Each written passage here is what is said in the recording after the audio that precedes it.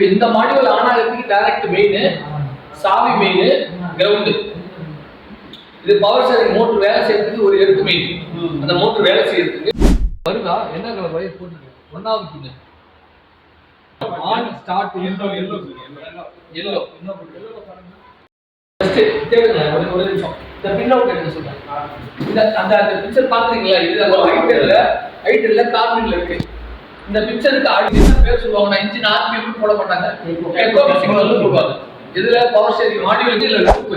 அப்ப இதுல 19வது பின்னையும் இதுல ஈசிஎம்ல 67வது பின்னையும் கண்டினியூட்டி அடிச்சோம்னா கத்தும். கத்திருச்சுன்னா ஒயரிங் நல்லா இருக்கு, கத்தலன்னா கட் ஆயிருக்கு. அப்ப மீட்டர் போர்டு வேலை செய்யுமானா வேலை செய்யாது. அப்ப பவர் ஸ்டேரிங் ஃப்ரீயா இருக்குமானா இருக்காது. அப்ப கீழே இருக்கிறது 7வது பின் தான். இதுல 1ல போட்டுக்கலாம். இது ஏன் போட்டாங்கன்னா அடுத்து உள்ள போயிடும். சொல்ற மாதிரி 4, 5 கிரவுண்ட், 6, 14 கேனை கேண்டோ, 7, 16 வந்து பவர் ஸ்டேரிங் மாடியூல்ல வர 16வது பவர் ஸ்டேரிங் மாடியூல் கப்ளர். அந்த